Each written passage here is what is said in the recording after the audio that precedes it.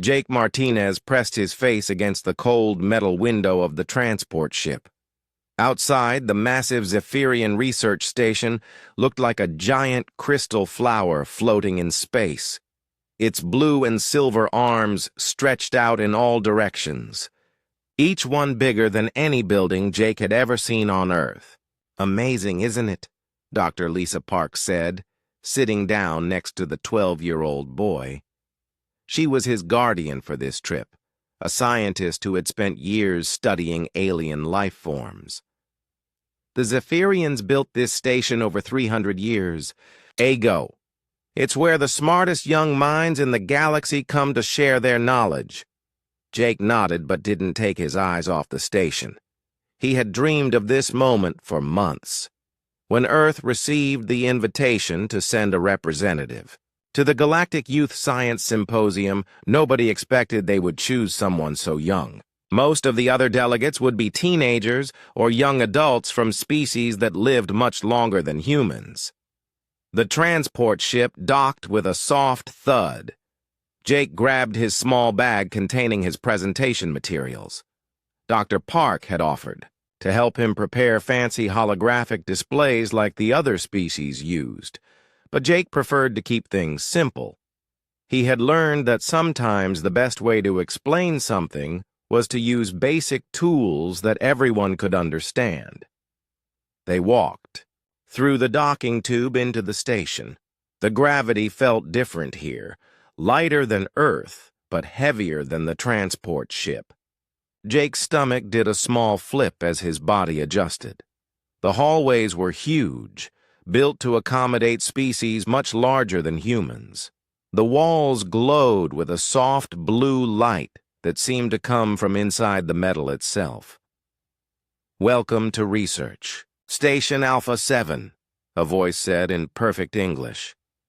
Jake looked around and saw a tall, thin alien walking toward them.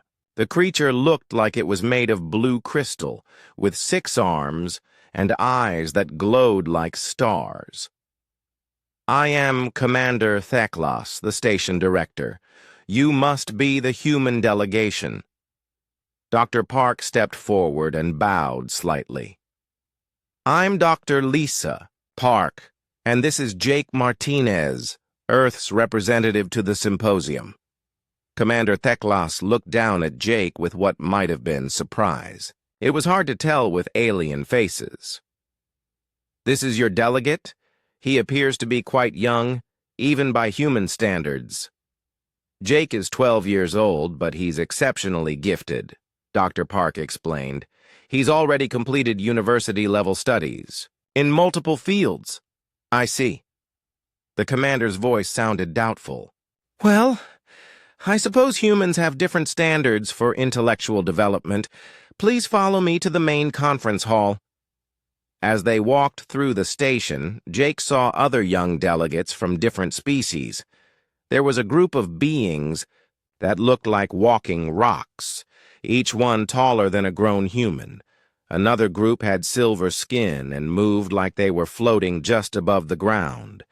Near a large window, 3 creatures that looked like giant insects buzzed and clicked at each other in what Jake assumed was their language. "There are representatives from 17 different species here," Commander Theklos explained as they walked. "The youngest delegate is 43 years old from the Cerebral Collective. Most of the others are between 60 and 100, and 20 years old. You humans certainly do develop quickly." The way he said it didn't sound like a compliment. They entered a massive hall with a dome-shaped ceiling that showed the stars outside. Floating platforms served as seats for the different species, each one designed for their specific needs. Jake's platform was small and simple, with just a regular chair and a basic holographic projector. Around the hall, other delegates were setting up their presentations. Jake watched in amazement as one group used what looked like floating liquid metal to create 3-dimensional models that moved and changed shape. Another delegate seemed to be controlling pure light with his mind, making it dance through the air in complex patterns. "Impressive, isn't it?" a voice said behind him. Jake turned to see a creature that looked like a walking, praying mantis, but the size of a small tree. Its compound eyes reflected the light from the other presentations. I am Hive Speaker Zixkla, representing the Insectoid Collective. And you are the human child, I assume. I'm Jake Martinez, Jake said, trying not to look nervous. How charming, Zixkla clicked. Tell me, young human, what could your species possibly teach us? We have been exploring space for over 2,000 years. My people have built cities on 7 different worlds. Before Jake could answer, another voice joined the conversation. Now, Zixkla, let's not be too harsh on the newcomers. This voice came from a being that looked like it was made of flowing silver liquid, constantly shifting and changing shape. I am Ambassador No Rawl of the Shapeshifter Collective. We've heard interesting things about humans. Yes, very interesting, came a deep, rumbling voice. A massive creature that looked like a cross between a bear and a rhinoceros approached their group. Its skin was covered in natural armor plating, and its eyes glowed red. I am Captain Rex Oth of the Warrior Caste. We hear humans are quite fragile. No natural weapons, no armor, short lifespans. It will be fascinating to see what such a weak species considers worthy of presentation. Jake felt his cheeks get hot, but he kept his voice steady. Every species has different strengths, he said. Indeed, said another voice. This one's smooth and musical. A tall, elegant creature with 4 arms and skin that seemed to shimmer like starlight joined the group. I am Prince Veltar of the Hegemony. We are curious to learn what humans consider their strengths to be, given their obvious limitations. More delegates gathered around, drawn by the curiosity of seeing the youngest representative in the symposium's history. Jake noticed that many of them were trying not to laugh. He could hear whispers in various alien languages, but the translation devices made their meaning clear. Look how small he is. Humans live less than 100 years. What could they learn in such a short time? I heard their planet is mostly water. How primitive. Their technology is barely past chemical rockets. Dr. Park put a gentle hand on Jake's shoulder. Don't let them get to you, she whispered. You know what you're doing. Commander Theklos called for attention. Welcome, young scholars, to the annual Galactic Youth Science Symposium. Over the next day, each of you will present your research to demonstrate the achievements and potential of your respective species. We begin with presentations in order of species age in galactic civilization. Jake's heart sank. That meant humans would go last. After all the ancient civilizations had shown off their advanced knowledge and technology. However, the commander continued, we have decided to make an exception this year. Due to the unique circumstances of having such a young delegate, we will begin with the human presentation. The hall erupted in what Jake could only describe as alien laughter. Some species made clicking sounds, others hummed, and a few actually did laugh in ways that sounded almost human. Jake looked around at all the faces watching him, waiting to see what the primitive human child could possibly teach them. Jake took a deep breath and walked to his presentation platform. He had known this would be difficult, but he was ready. He had something to show them that would change everything they thought they knew about humans. All he had to do was get to slide 4. Jake stood on the presentation platform and looked out at the sea of alien faces staring back at him. The conference hall had grown quiet, but he could sense the amusement in the air. Many of the delegates leaned back in their floating chairs, clearly expecting to be entertained by what they thought would be a foolish display. Thank you for this opportunity, Jake said, his voice carrying clearly through the hall's advanced sound system. My presentation is called Adaptive Survival Strategies, A Human Perspective. A soft chuckle rippled through the audience. Jake heard Prince Veltar whisper to another delegate. How quaint. The child thinks survival is something worth discussing among civilized species. Jake activated his holographic projector. The first slide appeared in the air above him, showing a simple image of a human being next to basic biological data. The presentation looked extremely plain compared to the fancy displays the other species had been setting up. Humans are a relatively new species in galactic terms. Jake began, reading from his notes. We evolved on a planet called Earth about 300,000 years ago. We've only been capable of space travel for about 70 years. This brought more laughter from the audience. Hive speaker Zixkla clicked loudly. 70 years! My people were building starships when your species was still learning to make fire. Jake nodded politely and moved to his second slide. This one showed Earth itself, a blue and green planet with white clouds swirling around it. Earth is located in what you might consider a dangerous part of space. Our star is unstable compared to many others, and our planet experiences frequent climate changes. We also share our world with many other life forms, some of which are quite dangerous to humans. Dangerous? Captain Rexoth laughed, a sound like grinding rocks. What could possibly be dangerous to worry a species with such advanced technology? The sarcasm in his voice was obvious, and many other delegates joined in his laughter. Jake's third slide appeared, showing basic human anatomy. Humans have several limitations compared to other species represented here today. We are not particularly strong. A human can lift maybe twice their own body weight, while I understand that Captain Rexoth's people can lift 10 times their weight without effort. Rexoth puffed up with pride at this acknowledgement. We are not very fast runners, Jake continued. Our top speed is only about 45 kilometers per hour and only for very short distances. The Cheetahhoid delegation could outrun us easily. We also don't have natural weapons like claws or venomous bites. Our skin is soft and damages easily. The laughter was getting louder now. Some delegates were openly pointing at Jake and making comments to each other. Ambassador Neural's liquid form rippled with what Jake assumed was amusement. Furthermore, Jake said, humans have very short lifespans compared to most galactic species. We typically live only 70 to 100 years, while many of you measure your lives in centuries or even millennia. This means we have much less time to accumulate knowledge and experience. A new voice joined the mockery. Jake looked up to see an elegant figure in the royal viewing box above the main floor. Queen Silandra of the Apex Empire had been watching, silently until now.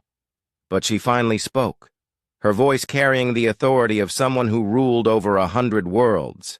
Young human, she said, forgive me, but I must ask, why exactly are you telling us about your species' weaknesses? This is meant to be a showcase of achievement and potential. The question caused another wave of laughter. Scholar Axnor, an ancient being whose people had been studying the universe for 10,000 years, spoke up from his platform. Perhaps the child is confused about the purpose of this gathering. Should we explain to him that he's supposed to impress us? Not convince us that humans are inferior? Jake felt his face get warm, but he kept his voice steady. I understand the purpose, Your Majesty. I'm providing context for what comes next. Context? Prince Veltar stood up from his seat, his forearms spreading wide in a gesture of disbelief.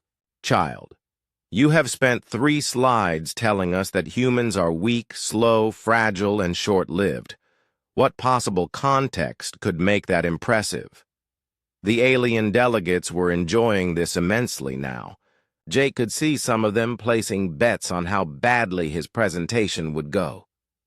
A group of crystalline beings from Shardmoth's delegation were actually sparkling with laughter, their bodies chiming like bells. Dr. Lisa Park watched from the observers section, her hands gripped tightly in her lap. She knew Jake was brilliant, but she couldn't understand what he was doing. Every scientist on Earth had expected him to start with humanity's achievements, their rapid technological development, their artistic creativity, their mathematical discoveries. Instead, he seemed to be deliberately making humans look pathetic. Commander. Teklas approached the presentation platform. "Young Martinez," he said, his crystalline face showing what might have been concern. "Perhaps you would like to take a moment to reorganize your thoughts. This is being broadcast to academic institutions across the galaxy. I would hate for your species to be embarrassed by a poorly prepared presentation." The offer was meant to be kind, but it brought even more laughter from the audience. Several delegates applauded the commander's diplomacy in trying to save the foolish human child from further humiliation. Jake looked around the hall at all the amused faces. Beings from across the galaxy were having a good laugh at humanity's expense. Some were recording the presentation to share with their home worlds as an example of human incompetence. Others were already composing reports about how Earth's delegation had been a waste of time. "Thank you, Commander," Jake said politely, "but I'd like to continue with my prepared presentation, if that's all right." Teklas shrugged, which involved all 6 of his crystalline arms moving at once. "Very well. Please proceed." Jake looked back at his notes, then up at the audience. "I have one more slide about human limitations, and then I'll move on to the main part of my presentation." "More limitations?" Queen Silandra leaned forward in her royal box. "How many weaknesses can one species have?" "Just one more, Your Majesty," Jake said. He was surprised by how calm he felt now. All the laughter and mockery had actually helped him relax. These beings thought they knew everything about humans based on their assumptions, but they were about to learn something very different. In addition to being weak, slow, fragile, and short-lived, Jake continued, humans also lack the specialized abilities that many of your species possess. We cannot change our shape like Ambassador Neural's people. We don't have the collective intelligence of the Hive Speaker's species. We can't manipulate energy with our minds like the hegemony, and we don't have the crystalline perfection of the Zephyrian race. The laughter reached a new peak. Some delegates were actually holding their sides or whatever passed for sides in their anatomy. Captain Rexoth was pounding his armored fist on his platform in approval. "So you see," Jake said, his finger hovering over the control for slide 4, humans really are quite limited compared to all of you, which makes what I'm about to show you rather interesting. He pressed the button. Slide 4 appeared in the holographic display above him. The title was simple and clear: Human Adaptive Response to Extinction Events. The laughter began to fade as the delegates read the title. Jake looked up at Queen Silandra and saw that her expression had changed from amusement to curiosity. "Now," Jake said, his voice still calm and steady, "let me tell you about what humans do when they're faced with impossible situations." The conference hall was becoming quieter now, as if the alien delegates sensed that something was about to change. Jake smiled slightly and began the part of his presentation that would alter how the galaxy viewed humanity forever. "The first thing you need to understand," he said, "is that everything I just told you about human limitations is absolutely true. We are weak, slow, fragile, and short-lived compared to most of you. But there's something else about humans that I haven't mentioned yet. He paused, looking around the hall at all the alien faces that were no longer laughing. "We don't give up." The conference hall had grown noticeably quieter after Jake's last statement, but most of the alien delegates still seemed amused rather than concerned. Prince Veltar leaned back in his floating chair and crossed his 4 arms, a gesture that clearly showed he was still not taking the human boy seriously. "We don't give up," Prince Veltar repeated, his musical voice carrying a mocking tone. "How charming. Tell me, young human, what exactly does not giving up accomplish when faced with superior technology and overwhelming force?" Several other delegates chuckled at this question. Captain Rexoth nodded his massive armored head in agreement. "The child speaks of persistence as if it were a military strategy. In real conflict, determination means nothing against proper weapons and tactics." Jake stood quietly at his presentation platform, his finger still resting on the control for slide 4.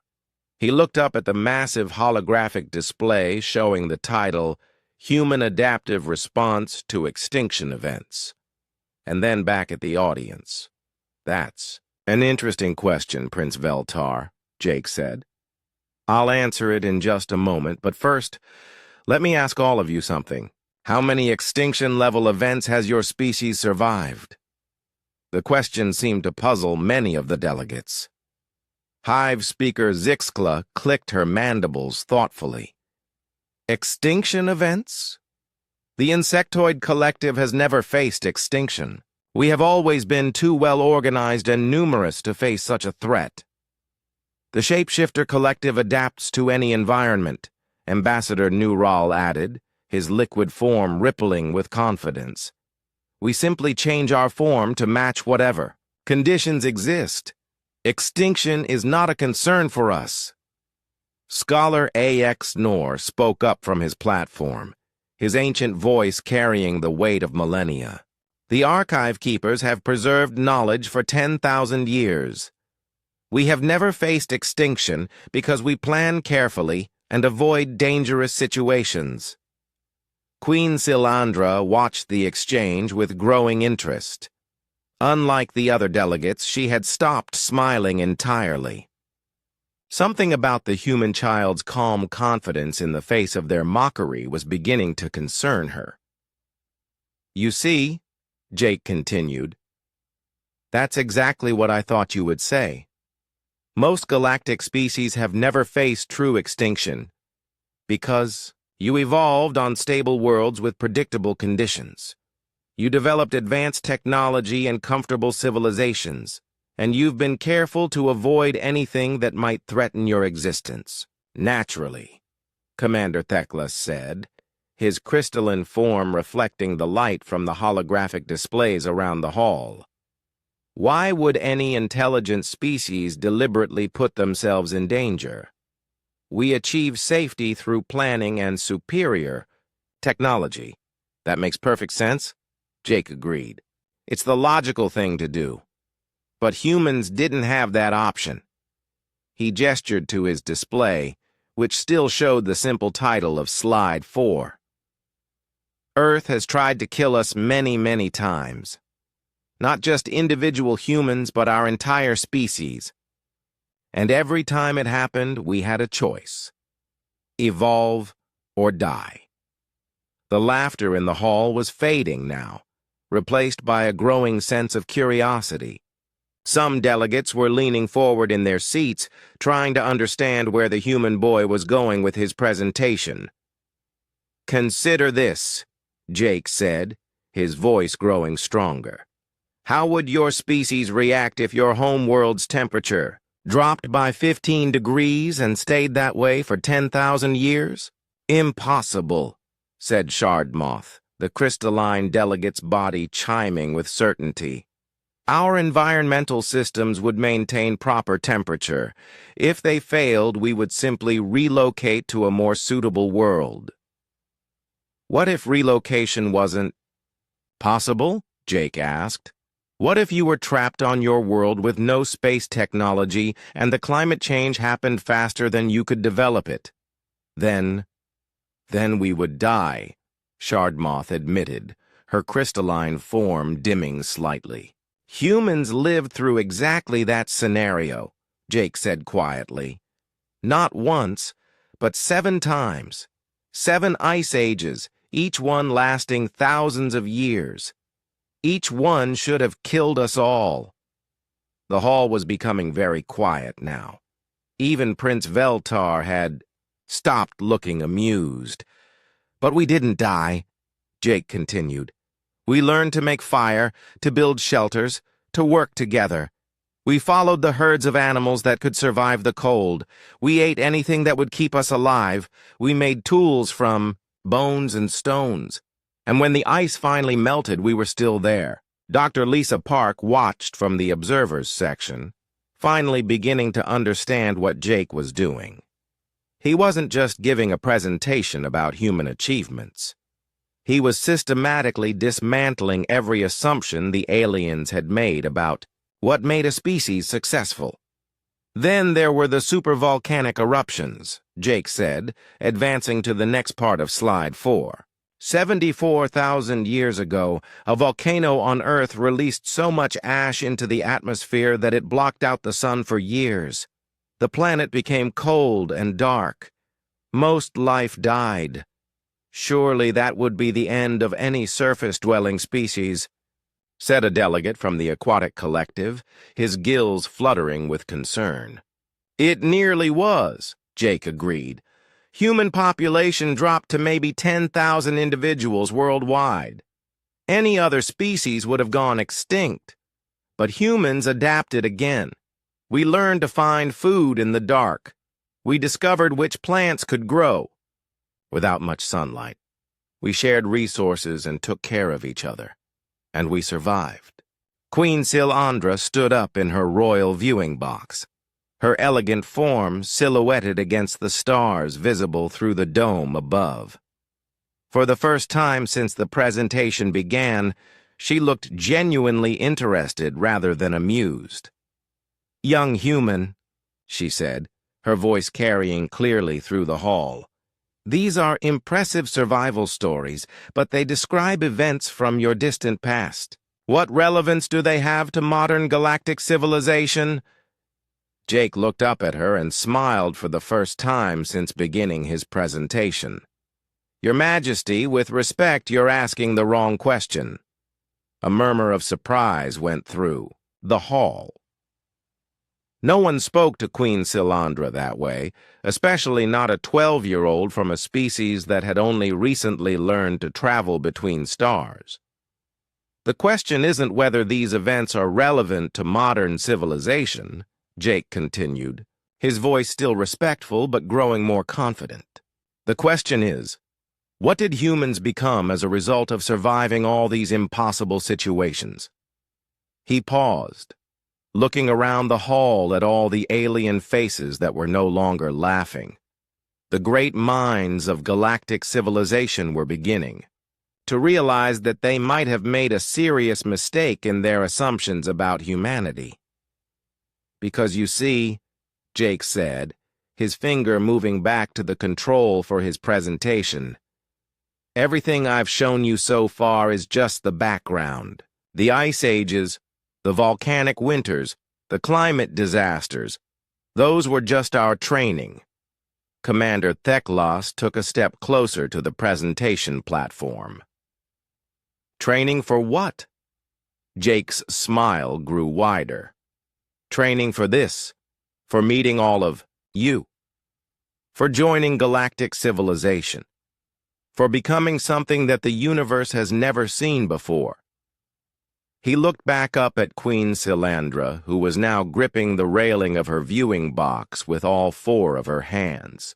"Your Majesty, you rule the Apex Empire. You command fleets of starships and control the resources of 100 worlds. You're one of the most powerful beings in the galaxy." "That is correct," she said slowly. "And you achieved all of that by being stronger, smarter, and more advanced than the species you conquered, didn't you?" Yes, Jake nodded. That's what I thought. But here's the thing, Your Majesty. Humans didn't become the dominant species on Earth by being stronger or smarter, or more advanced than our competitors. The hall was now completely silent except for the soft hum of the station's life support systems. So how did we do it? Jake asked, looking around at all the delegates who were hanging on his every word. He pressed the button to advance his presentation.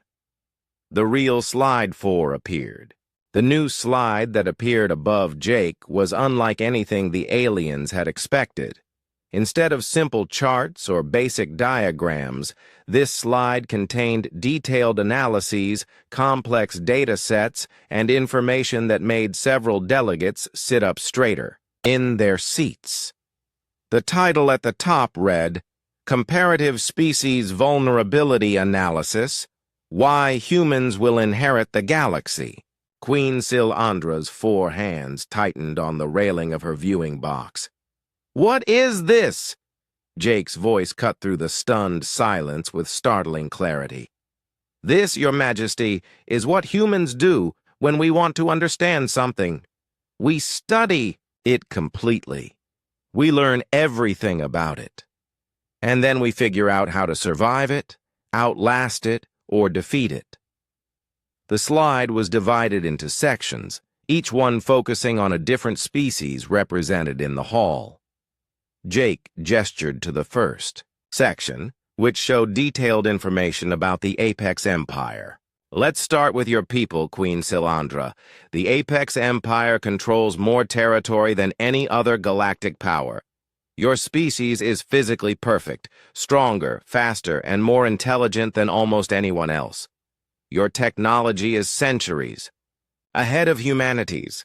By every logical measure, you should be completely superior to humans. The Queen said nothing, but Jake could see she was reading the data on his slide with growing alarm. But here's what humans noticed about the Apex Empire, Jake continued. Your species evolved on a world with perfect atmospheric conditions. Your cities are all built in controlled environments. Your ships maintain exact temperature, humidity, and atmospheric composition at all times. Jake pointed to a specific section of his display. What happens to Apex Empire citizens when atmospheric pressure drops by just 20%? According to the medical data your own scientists published, you become disoriented and weak within minutes. At 40% pressure drop, you lose consciousness. Prince Veltar stood up from his seat, his forearms trembling slightly. How do you have access to our medical data? It's publicly available in galactic academic databases, Jake said simply. Humans are very good at research. Now, the interesting thing is that humans regularly live and work at atmospheric pressures 40 to 60% below what you consider normal. Mountain climbers on Earth routinely function at pressures that would kill your people in hours. The hall erupted in surprised murmurs. Commander Theklas stepped closer to Jake's platform. Young human, what exactly are you suggesting? Jake moved to the next section of his slide, which focused on the crystalline collective. Shardmoth's people are fascinating. You're essentially living mineral formations with incredible computing power. Your crystalline structure allows you to process information at speeds that put our best computers to shame. Shardmoth's crystalline body was no longer chiming with amusement. The harmonic frequencies she was producing now sounded distinctly nervous. But crystals are fragile, Jake continued. Earth's geological surveys show that crystalline structures like yours shatter when exposed to rapid temperature changes. A shift of just 50 degrees in either direction happening over a few minutes would cause catastrophic structural failure. Impossible, Shardmoth protested, her voice ringing like broken glass. We have thermal regulation systems. What if those systems failed? Jake asked. What if you were on a planet where the temperature changed rapidly and unpredictably? Humans deal with temperature swings of that magnitude every day. We call it weather. Jake gestured to another section of his display, this one showing data about Captain Rexoth's species. The warrior caste is probably the most physically powerful species in the galaxy. Your natural armor can stop projectile weapons, and your strength is legendary. Captain Rexoth puffed up with pride, but his expression was wary. However, Jake continued, your species requires a very specific diet to maintain that armor and strength. According to your own nutritional studies, warrior caste members need to consume a particular combination of minerals and proteins every day, or their armor begins to weaken within weeks. Rexoth's red eyes widened. How could you possibly know that? Because humans have been studying every species we've encountered since we joined galactic civilization, Jake explained. We learn everything we can about potential threats, allies, and competitors. It's what we do. Jake pointed to his data. The minerals your people need don't exist on most worlds. If you were stranded somewhere without access to your specific dietary requirements, your entire military advantage would disappear in a matter of months. Meanwhile, humans can survive on almost anything organic. We've been doing it for thousands of years. Dr. Lisa Park stared at her young ward in amazement. She had known Jake was brilliant, but she hadn't realized he had been conducting this kind of comprehensive analysis. When had he even had time to gather all this information? Jake moved to the section about Hive Speaker Zixkla's people. The Insectoid Collective represents one of the most successful organizational models in galactic history. Your hive minds can coordinate millions of individuals with perfect efficiency. Zixkla's compound eyes reflected the light from Jake's display as she watched nervously. But hive minds have a critical weakness, Jake said. They depend on constant communication between individuals. Disrupt that communication, and the entire collective becomes confused and helpless. Humans have studied your communication frequencies. We know exactly which electromagnetic patterns would jam your hive network, you pry. Wouldn't dare, Zixkla clicked angrily. We wouldn't need to, Jake replied calmly, because the same solar storms that happen naturally around unstable stars would have the same effect. Humans have learned to function without any electronic communication at all when necessary. We call it going off the grid, and we actually do it for fun sometimes. The conference hall had become deadly quiet. Jake looked around at the alien delegates, seeing fear beginning to replace amusement in their expressions. Do you want to know the really interesting part? Jake asked. Every single species represented here has similar vulnerabilities. The shapeshifters need specific energy sources to maintain their form. The archive keepers can't function without their computer networks. The aquatic collective dies if their water supply is contaminated. Queen Silandra's voice was barely above a whisper. And humans? Jake smiled, but it wasn't a friendly expression anymore. Humans have already survived worse than anything that would destroy your civilizations. We've lived through ice ages that would freeze your people solid. We've survived volcanic winters that would starve your entire populations. We've endured radiation levels that would kill most of you in hours. He gestured to the final section of his slide, which showed a simple but terrifying chart. This graph shows the recovery time for each galactic species after a major catastrophe. Most of you would take centuries or millennia to rebuild your civilizations if you survived at all. Jake pointed to the human entry on the chart. Humans have rebuilt from near extinction multiple times. Our average recovery period is less than 50 years. We don't just survive disasters, We use them as opportunities to become stronger. Commander Theklas's crystalline form was trembling slightly. "What are you saying, young human?" Jake looked up at Queen Silandra, who was still gripping the railing of her viewing box. "I'm saying that you've all made the same mistake. You think galactic civilization is safe and stable.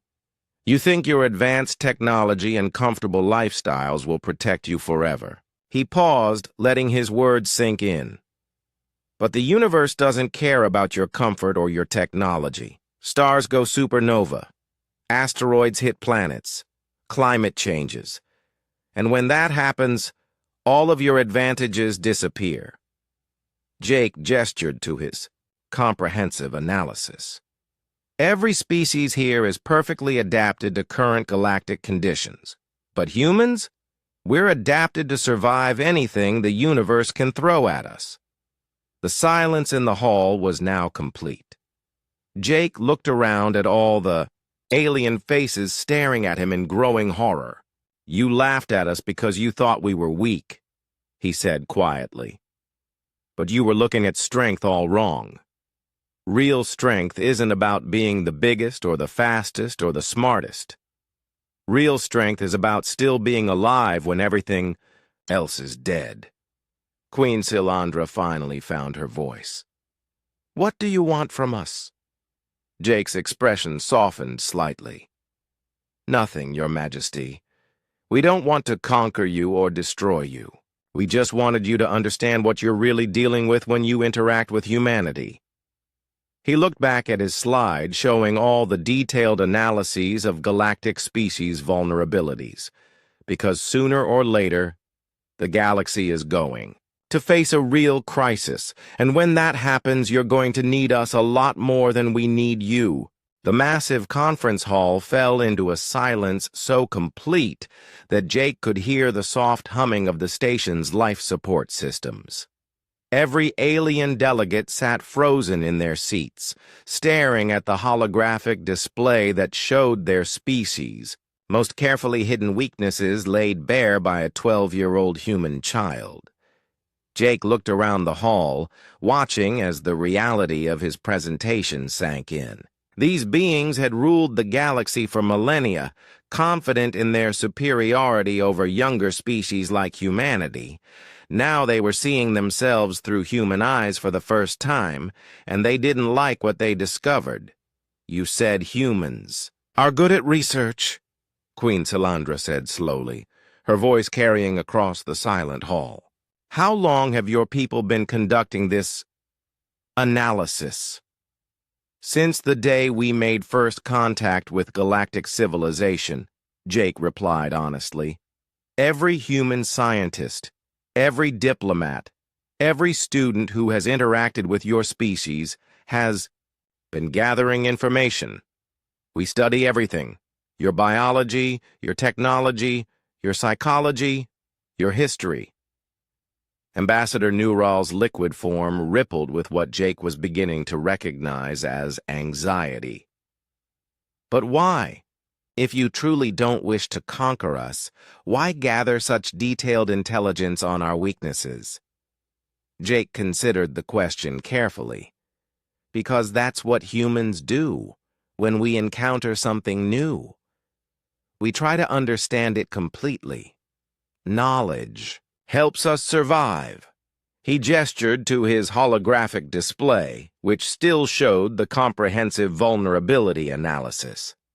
"Every species here has advantages over humans in direct comparison. You're stronger, faster, smarter, longer-lived, and more technologically advanced, but you've all specialized for success in stable environments." Prince Veltar finally found his voice, though it lacked its earlier musical confidence. "And you believe that makes us vulnerable?"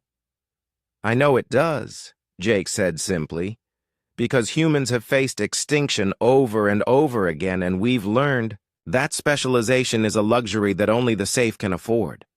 When everything goes wrong, the species that survives is the one that can adapt to anything." Jake advanced to the next part of his presentation, revealing detailed scenarios for each. Species. Let me show you what I mean. Hive speaker Zixkla. Your people coordinate through bioelectric fields generated by your collective consciousness.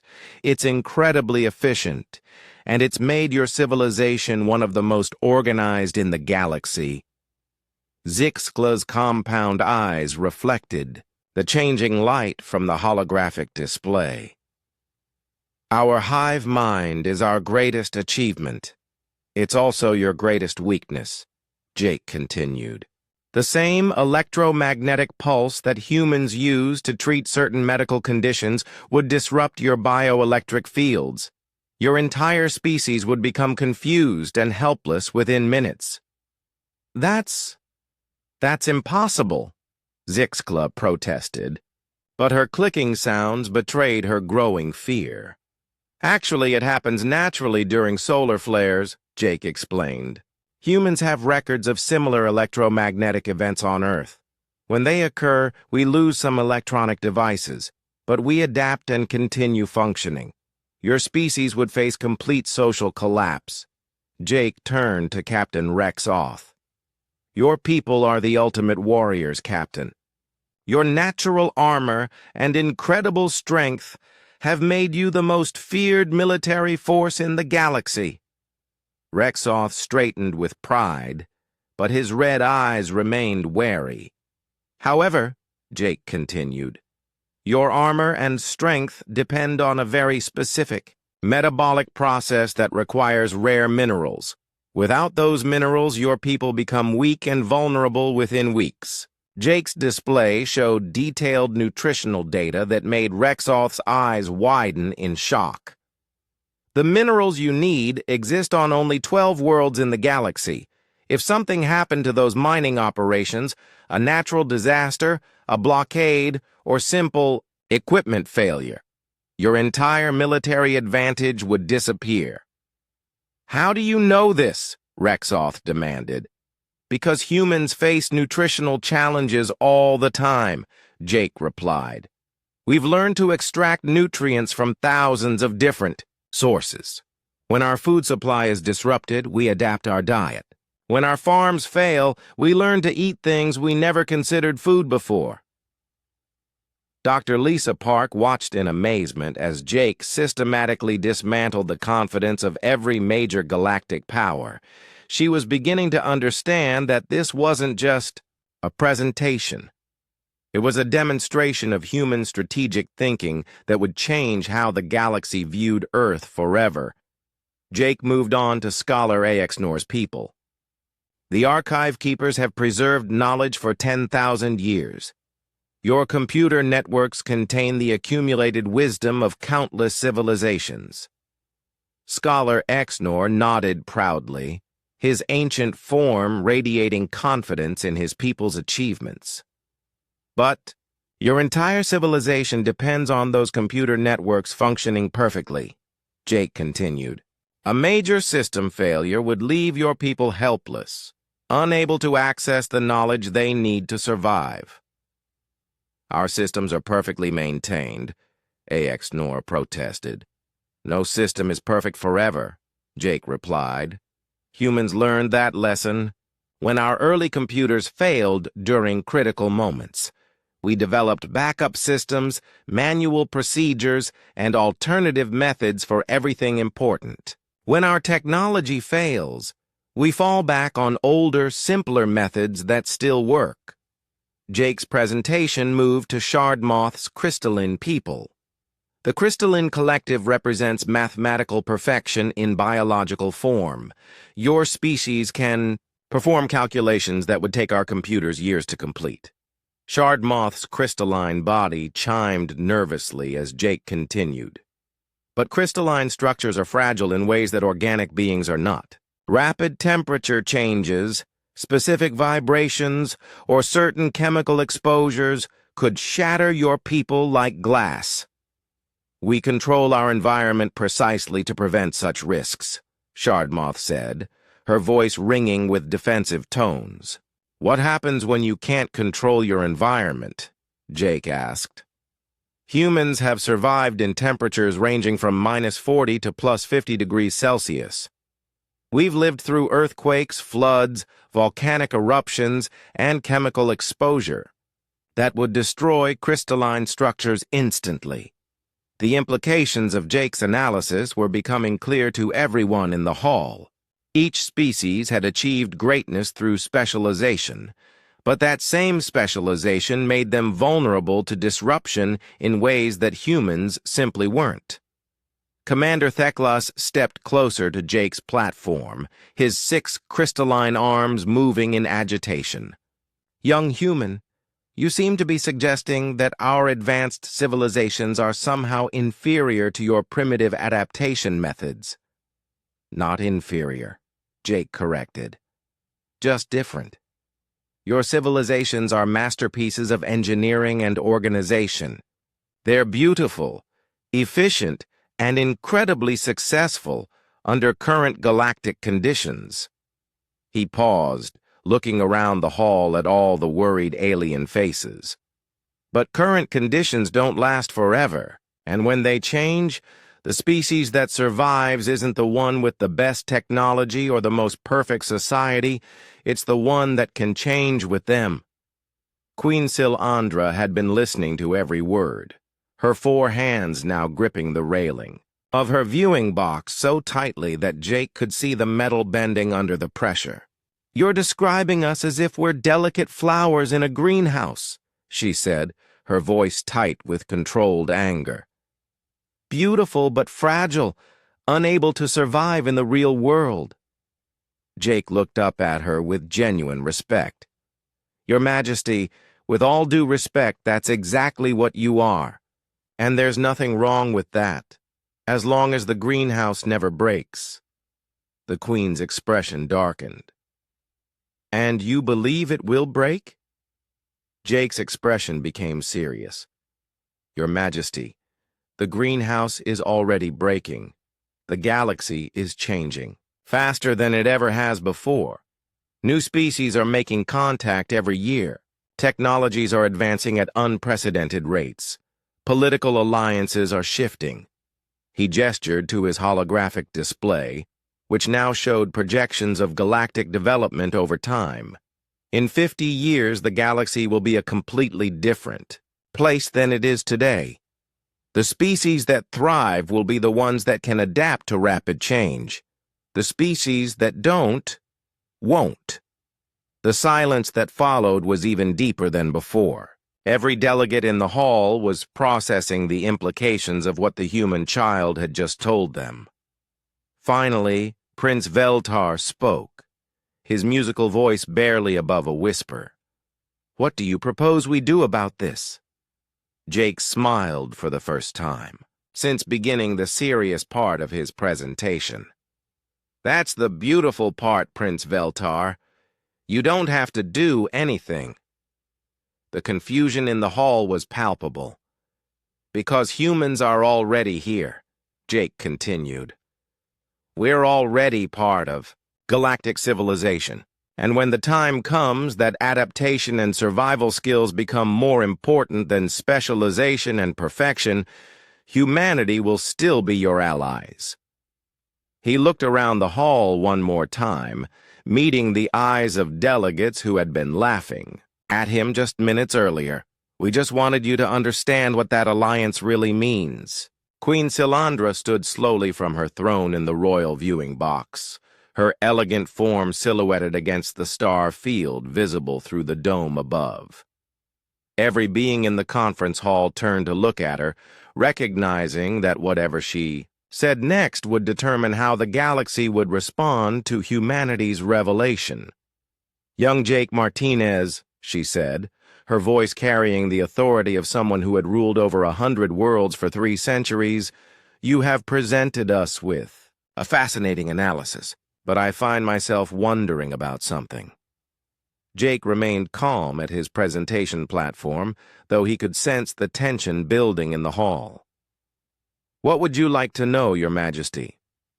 "Everything you've shown us describes humans as the ultimate survivors," the Queen continued, beginning to pace along the edge of her viewing box. You've demonstrated that your species can outlast disasters that would destroy our civilizations. You've proven that human adaptability exceeds our specialized advantages." She paused, her four hands gripping the railing as she leaned forward, to stare down at Jake. "But survival and dominance are not the same thing. A cockroach can survive nuclear radiation, but that doesn't make it the ruler of its environment. What makes you think that humanity's ability to endure hardship translates to galactic leadership?" The question sent a murmur through the assembled delegates. Many of them nodded in agreement, seeing the Queen's point. Captain Rexoth actually smiled for the first time since Jake's revelation began. Jake looked up at Queen Silandra with genuine respect. "That's an excellent question, Your Majesty. And you're absolutely right that survival and dominance are different things." He pressed a control on his presentation device, and a new slide appeared in the holographic display above him. "But I think you're misunderstanding what humans have actually accomplished." The new slide showed Earth's technological development over time, but the data was presented in a way that made several delegates gasp in surprise.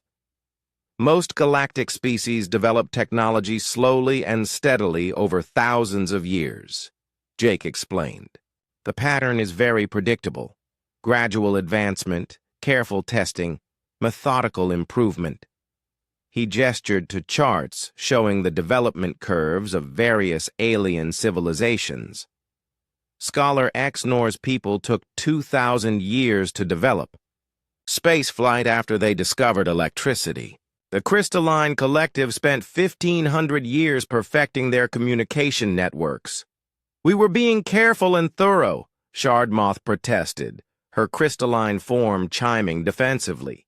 "And that's smart," Jake agreed. "When you have stable conditions and plenty of time, careful development is the logical approach." Jake pointed to the human development curve on his display. "But look at this. Humans went from first powered flight to landing on our moon in just 66 years. We developed computers, nuclear power, satellites, and space stations in less than a century." Prince Veltar leaned forward in his seat. "Impressive speed, but hardly unique. Many species can accelerate development when needed." "Under optimal conditions, yes," Jake replied. "But humans didn't develop this technology under optimal conditions. We did it while fighting 2 world wars, surviving a global economic collapse, and dealing with multiple regional conflicts." The hall grew quiet as the implications sank in. "You see," Jake continued, "most species develop technology fastest during times of peace and stability. Humans develop technology fastest during times of crisis and conflict." Dr. Lisa Park stared at her young ward, finally understanding the full scope of what he was presenting. This wasn't just about human survival, skills. It was about human innovation under pressure. Jake advanced to the next part of his slide, showing more recent human developments. "Since joining galactic civilization, humans have been adapting your technologies at an unprecedented rate.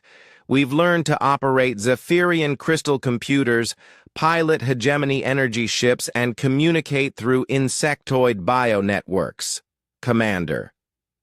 Teclis's 6 arms moved in agitation. That's normal for new species joining the galactic community. We provide technological assistance to help newcomers integrate." "How long does integration usually take?" Jake asked. "For most species?" "Between 50 and 200 years, Theklas replied. "Humans have been in galactic civilization for 12 years, Jake said quietly. "And we're already modifying your technologies to work better under adverse conditions." He showed them data that made Queen Silandra's eyes widen in alarm. "Human engineers have redesigned Apex Empire environmental systems to function during catastrophic failures." We've created backup communication methods for the insectoid collective that work even during electromagnetic storms. We've developed portable power sources for archive keeper computer networks. Impossible, Scholar AXNOR protested. Our systems are thousands of years old. They can't be significantly improved by a species that learned electronics decades ago. We didn't improve them, Jake corrected. We made them more adaptable, more resilient, more capable of functioning when everything goes wrong. Jake looked around the hall at the growing alarm on alien faces. You see, when humans study your technologies, we don't just learn how they work, we learn how they fail, and then we figure out how to make them work anyway. Ambassador Newrall's liquid form rippled with concern. You're describing reverse engineering on a massive scale. We're describing learning, Jake replied. It's what humans do. We learn from everything and everyone around us. We copy what works, improve what doesn't, and adapt everything to our needs. Queen Silandra had stopped pacing and was now staring at Jake with undisguised concern. How many human scientists are currently studying our technologies? All of them, Jake answered honestly. The simple statement hit the hall like a physical blow. Every delegate suddenly realized that while they had been dismissing humanity as primitive newcomers, human scientists had been systematically analyzing every aspect of galactic civilization. Every human who has interacted with your species has been learning, Jake continued. Our diplomats study your political systems. Our traders analyze your economic structures. Our students examine your educational methods. Our engineers reverse engineer your machines. Captain Rexoth stood up from his seat, his massive form towering over the other delegates. That sounds like espionage. It's research, Jake corrected, and it's not secret. Everything we've learned is available in human academic databases. We publish our findings openly. Why haven't we noticed this before? Prince Veltar demanded. Jake shrugged. Because you weren't looking. You saw humans as primitive and harmless, so you didn't pay attention to what we were actually doing. Jake's presentation advanced to show the most disturbing data yet. In the 12 years since first contact, humans have identified critical vulnerabilities in every major galactic power, developed countermeasures for most alien technologies, and created adaptation strategies for 17 different extinction scenarios. 17? Queen Silandra's voice was barely a whisper. Supernova radiation, galactic core black hole expansion, rogue planet impacts, artificial intelligence rebellion, nanotechnology outbreak, quantum cascade failure. Jake listed them off calmly. We've run simulations for everything we could think of. The Queen sat down heavily in her throne. And humans would survive these scenarios? We've developed survival strategies for all of them, Jake confirmed. Some would be more difficult than others. But yes, we believe human civilization could continue even under the worst conditions. Jake looked around the hall at the shocked faces of the galactic elite. You asked what makes us think survival translates to leadership. The answer is simple. When everyone else is dead, the survivors get to make the decisions. He paused, letting that sink in. But we don't want everyone else to be dead. We'd rather have you as allies and partners. That's why I'm here today, to show you what humanity really is, so you can make informed decisions about how you want to interact with us. Queen Silandra leaned forward in her throne. And if we decide we don't want to interact with humanity at all? Jake met her gaze directly. That's your choice, Your Majesty. But isolation won't change what humans are or what we're capable of. It will just mean that when the next crisis comes, you'll face it without our help." The Queen's 4 hands tightened into fists.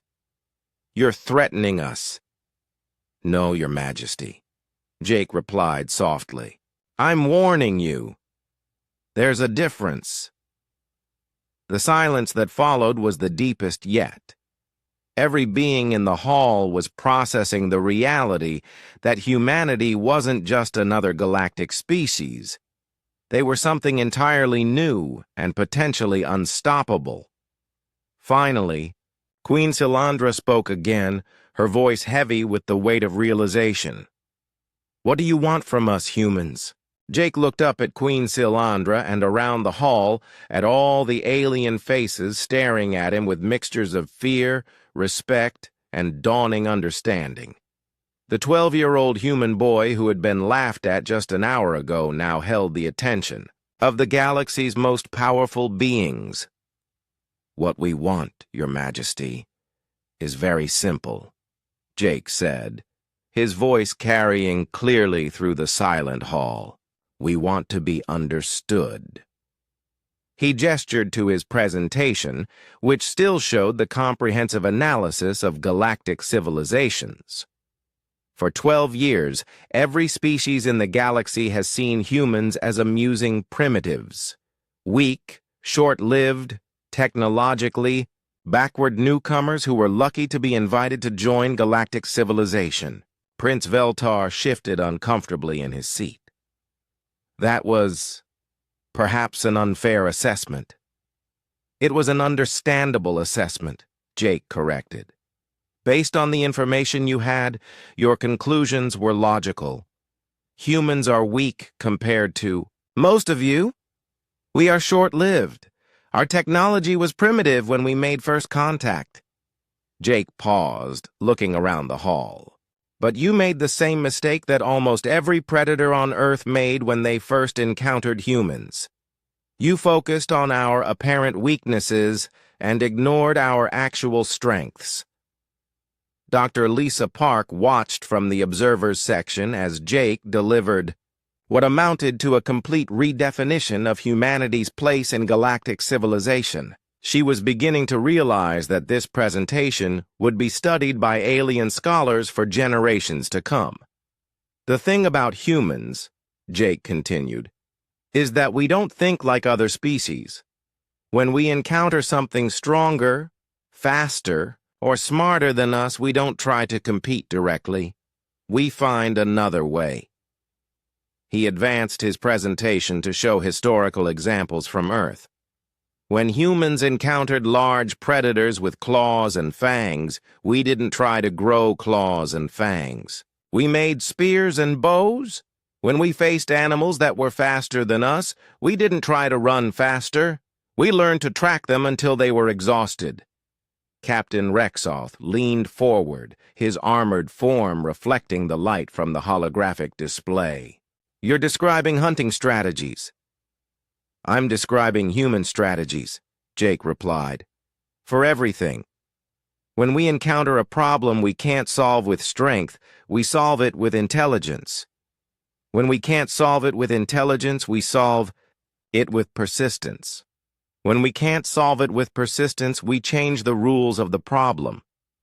Jake looked directly at Queen Silandra. "Your Majesty, you asked what humans want from you. The answer is that we don't want to replace you or conquer you. We want to join you as equals." "Equals?" Hive speaker Zixkla clicked in surprise. "But you just demonstrated that humans are potentially superior to all of us in terms of survival and adaptation." "Superior at survival, yes," Jake agreed. "But survival isn't everything. Each of your species has achievements that humans could never match." He gestured to different sections of the hall. "The Crystalline Collective can perform mathematical calculations that would take human computers years. The Archive Keepers have preserved knowledge and wisdom that spans millennia. The Apex Empire has created art and architecture that inspires beings across the galaxy." Jake's expression became earnest. Humans don't want to destroy those achievements. We want to learn from them, preserve them, and help them continue even when conditions change. Ambassador Newral's liquid form rippled thoughtfully. You're proposing a partnership rather than a hierarchy. Exactly, Jake said. Think about it logically. Humans are good at surviving disasters and adapting to change. You're good at creating stable civilizations and advancing knowledge. Together, we could build something that combines the best of both approaches. Commander Thekla stepped closer to the presentation platform. But the analysis you've shown suggests that human capabilities make our specializations obsolete. Not obsolete, Jake corrected. Vulnerable. There's a difference. He brought up a new slide showing potential collaboration models. Imagine Apex Empire environmental systems redesigned with human adaptability principles. They would still be elegant and efficient, but they would also function during emergencies. Queen Silandra studied the diagrams with growing interest. Our systems would maintain their aesthetic and functional superiority while gaining resilience. Exactly. Or, consider archive keeper knowledge preservation combined with human distributed storage methods. Your wisdom would be safer and more accessible, but it would still be your wisdom. Scholar Axnor's ancient form straightened with surprise. You're suggesting we could maintain our cultural identity while gaining practical benefits? That's what humans do, Jake explained. We adapt and integrate. We don't destroy what works. We make it work better under more conditions. Jake looked around the hall at the changing expressions on alien faces. Fear and alarm were being replaced by curiosity and cautious optimism. The truth is, Jake continued, humans need you as much as you need us. We're good at surviving, but surviving isn't the same as thriving. Your civilizations have created beauty, knowledge, and achievements that humans admire and want to preserve, Prince. Veltar stood up from his seat, his forearms moving in a gesture of contemplation. You're describing a symbiotic relationship rather than competition. Symbiosis, Jake agreed. Humans provide stability and adaptation. You provide knowledge, culture, and advancement. Together, we build something stronger than either could achieve alone. Dr. Lisa Park felt tears forming in her eyes as she watched her young ward potentially reshape the future of galactic civilization through pure logic and honesty. This wasn't conquest or domination. It was integration on a scale never before attempted. Jake advanced to his final slide, which showed projections of combined human-alien civilizations. This is what we could accomplish together. Crystalline computing networks backed up by human distributed systems, warrior caste military. Strength supported by human tactical adaptability, shapeshifter versatility enhanced by human persistence. The projections showed civilizations that combined the elegant specialization of existing galactic powers with the robust adaptability of human approaches. The result was something entirely new, stable yet flexible, advanced yet resilient. But this only works if we're honest with each other, Jake said, looking around the hall. That's why I showed you our analysis of your vulnerabilities, not to threaten you, but to demonstrate that humans understand exactly what we're all dealing with. Queen Silandra had been studying Jake's projections intently. You're asking us to trust a species that has just demonstrated they could potentially destroy us. I'm asking you to trust a species that demonstrated they could destroy you, but chose to offer partnership instead, Jake replied. The distinction hit the hall like a thunderbolt. Every delegate suddenly realized that if humans had wanted to exploit the vulnerabilities they had discovered, they could have done so already. Instead, they had chosen to reveal their knowledge openly and propose cooperation. Shardmoth's crystalline body chimed with what sounded like amazement. "You could have used this information against us." "Why would we?" Jake asked simply. "A galaxy full of dead civilizations wouldn't benefit anyone. We'd rather have a galaxy full of living partners." Jake looked up at Queen Silandra one final time. "Your Majesty, you rule the Apex Empire because you're stronger and more advanced than the species you conquered. But humans didn't become dominant on Earth by being stronger than our competitors. How did you become dominant?" she asked quietly. Jake smiled, and for a moment he looked like the 12-year-old child he really was. "We made friends with the ones we couldn't beat, and we helped them survive the things that tried to beat all of us." The simplicity of the statement belied its profound implications.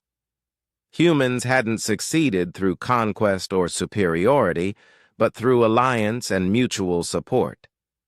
"That's what we're offering you," Jake continued. "Not submission or domination, but friendship. The kind of friendship that helps everyone survive what's coming next." He gestured to his presentation one final time.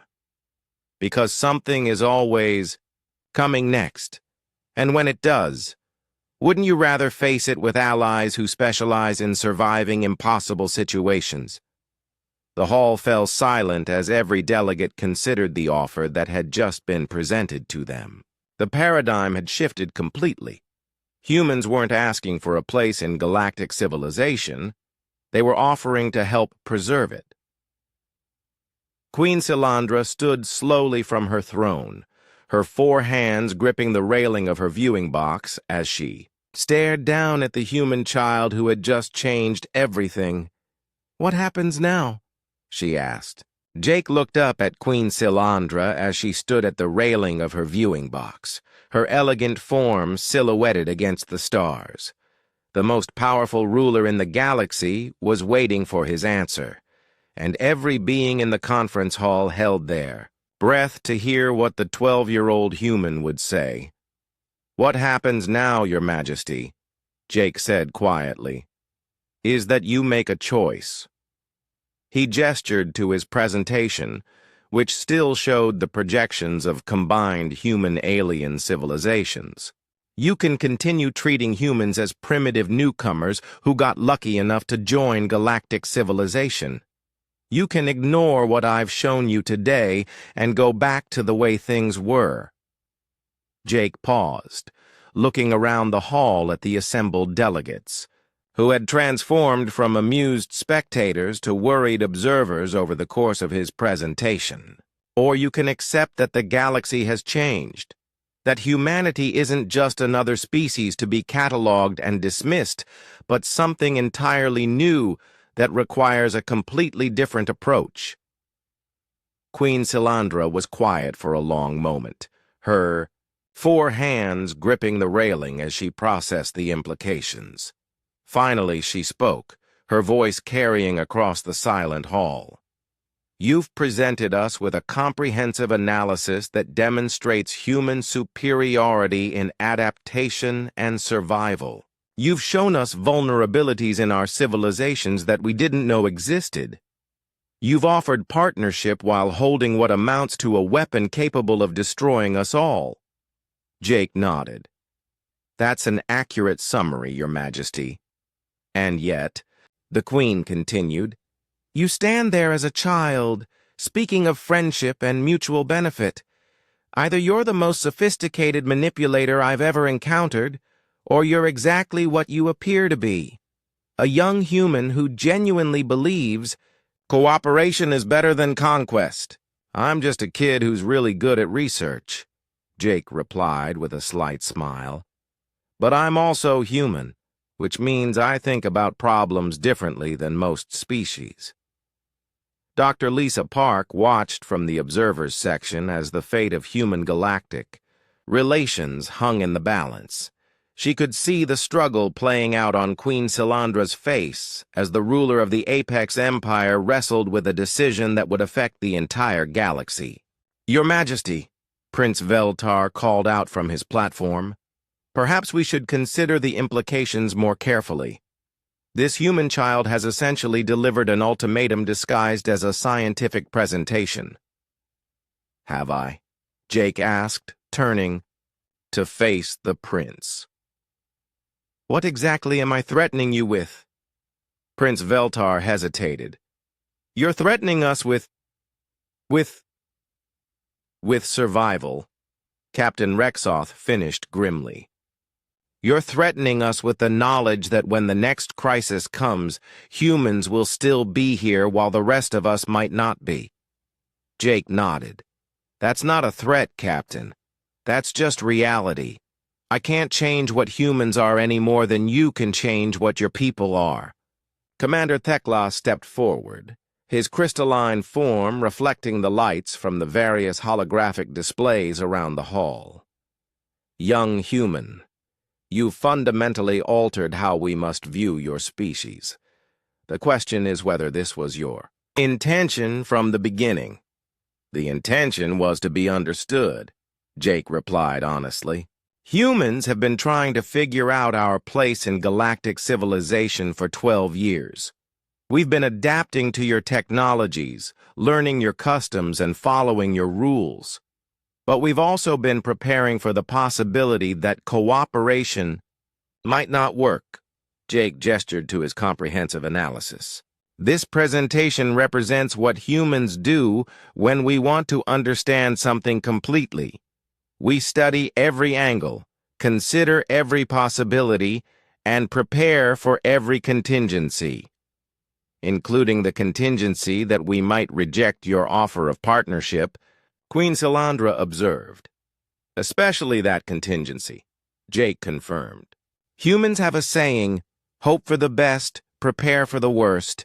We hope for friendship and cooperation, but we prepare for the possibility that some species might see us as a threat to be eliminated." The hall erupted in surprised murmurs as the delegates realized that Jake's presentation wasn't just an offer of partnership. It was also a demonstration of what would happen to anyone who tried to destroy humanity. Hive Speaker Zixkla's compound eyes glittered as she spoke. "You're showing us that attacking humans would be futile." "I'm showing you that humans are very hard to kill permanently," Jake corrected. "We've survived everything Earth could throw at us. We've adapted to conditions that would destroy most species, and we've learned to work together when faced with existential threats." Jake looked around the hall one more time. "But more importantly, I'm showing you that humans don't want to be your enemies. We'd rather be your friends." Queen Silandra had been listening to every exchange, her expression growing more thoughtful with each revelation. Finally, she moved, away from the railing of her viewing box, and began walking down the steps toward the main floor of the hall. Every delegate turned to watch, as the most powerful ruler in the galaxy descended from her throne to stand on the same level as the human child. Her royal guards tensed, uncertain whether this breach of protocol represented danger or diplomacy. "Jake Martinez," Queen Silandra said as she approached his presentation platform, "you have accomplished something that no being has done in the 3 centuries of my reign." "What's that, Your Majesty?" "You have made me reconsider everything. I thought I knew about power, strength, and survival." The Queen stopped just a few meters from Jake's platform, her 4 hands clasped behind her back in a formal pose. "The Apex Empire has ruled through superior strength, advanced technology, and overwhelming force. We conquered worlds because we were simply better than their defenders." Jake remained quiet, recognizing that something historic was happening. "But you've shown me that true power isn't about being the strongest in optimal conditions, Queen," Silandra continued. True power is about still being strong when conditions become impossible. She reached up and removed the crystalline crown from her head, a gesture that sent shockwaves through the assembled delegates. No one had ever seen Queen Silandra remove her crown, except during the most sacred ceremonies of state. "Your Majesty, what are you doing?" Prince Veltar called out in alarm. Queen Silandra ignored him, holding her crown in her 4 hands as she looked down at Jake. "I am acknowledging reality, Prince Veltar. This human child has demonstrated that the age of conquest through superiority is ending. The future belongs to those who can adapt, survive, and persist through any challenge." She extended her arms, offering her crown to Jake. "I formally recognize humanity as the inheritor of galactic leadership, not through conquest, not through force, but through the simple fact that when everything else fails, humans will still be here." The gesture sent the hall into chaos. Delegates leaped to their feet, shouting in dozens of different languages. Some protested the unprecedented action, while others began removing their own symbols of authority to follow the Queen's lead. Jake stared at the offered crown, then looked up at Queen Silandra with genuine surprise. "Your Majesty, I can't accept that." "Why not?" "Because that's not what humans want," Jake replied simply. "We don't want to rule the galaxy. We want to help preserve it." Jake gently pushed the crown back toward the Queen. "Keep your crown, Your Majesty. Keep your empire. Keep everything that makes your civilization great. Just accept humans as partners in making sure it all survives whatever comes next." Queen Silandra stared at the human child who had just refused galactic dominance in favor of partnership. Slowly, she placed the crown back on her head, but her expression had changed completely.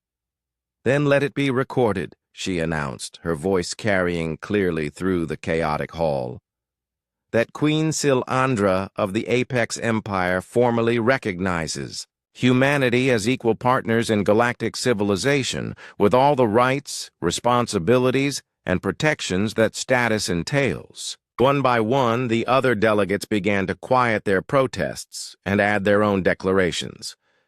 Prince Veltar bowed deeply to Jake. Captain Rexoth removed his ceremonial weapon and placed it on the ground in a gesture of respect. Scholar Axnor transmitted formal recognition through the archive networks. Jake looked around the hall at all the alien faces that were no longer laughing at him. Instead, they were looking at him with a mixture of respect, caution, and hope. "Thank you," Jake said simply. "Humans look forward to working with all of you to build a galaxy that can survive anything." Dr. Lisa Park wiped tears from her eyes as she watched her young ward complete the most important diplomatic achievement in human history. Jake had done something that no army or fleet could have accomplished. He had earned humanity's place among the stars through pure honesty and intelligence. As the delegates began filing out of the hall to report these developments to their home worlds, Jake gathered up his presentation materials and walked over to Dr. Park. "How did I do?" he asked, suddenly looking like the 12-year-old child he really was. Dr. Park laughed and put her arm around his shoulders. "I think you just changed the galaxy, Jake. What do you want to do now?" Jake considered the question seriously, then grinned. "I'm hungry. Do you think they have pizza on this station?" As they walked out of the conference hall together, the most powerful beings in the galaxy were already beginning the delicate process.